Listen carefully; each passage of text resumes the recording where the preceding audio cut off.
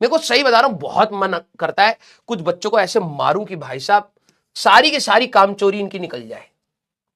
इतने कामचोर बच्चे मेरे को याद आते हैं ना तो बहुत गुस्सा आता है।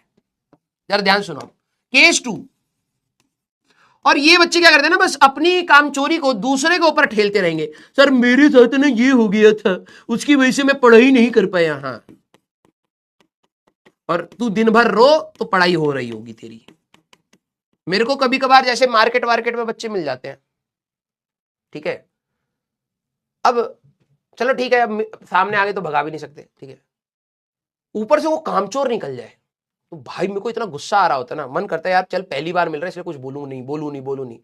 अभी रिसेंटली की बात है, एक बच्चा मिला मेरे को, भाई साहब उसने जो गंद फैलाया, रोने लग गया।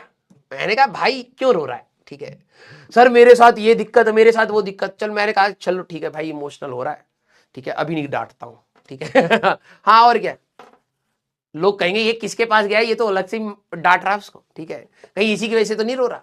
तो मैं पहले उसको आधे घंटे रोने दिया, मैंने कहा अब तो चुप हो जाएगा, ठीक है, चुप ही नहीं हो रहा। मैं देख रहा हूं भाई ये तो भाई बाढ़ ला देगा लग रहा है, ठीक है। फिर मैंने कहा, मैंने उसको बैठाया, मैंने कहा रुक जा, तो बैठ गया, फिर भी रोए जा रहा है।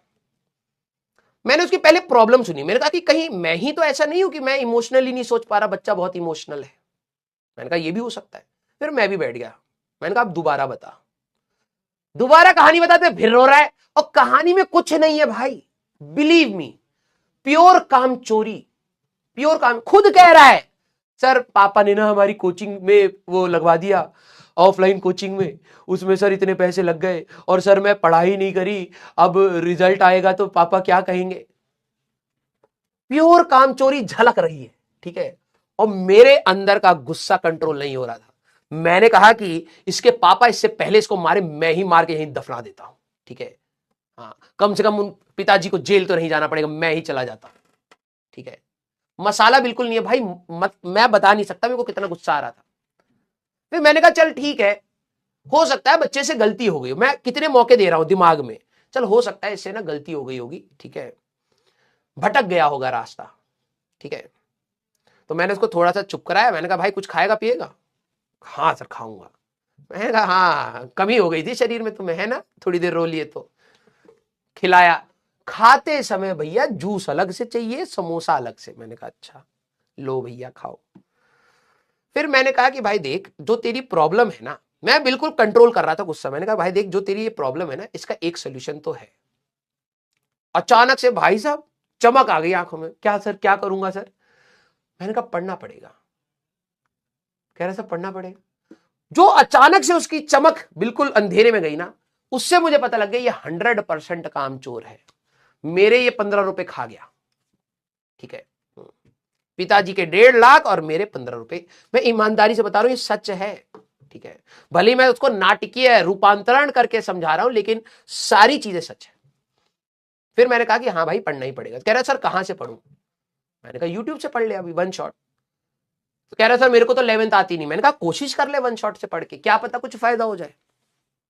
तो उसने कहा कहां मिलता है, मैंने सब बताया उसको, ठीक है। उसने कहीं फोटो वोटो या रील वील में देखा होगा, उसलिए वो आ गया, वो पढ़ता नहीं था, ठीक है।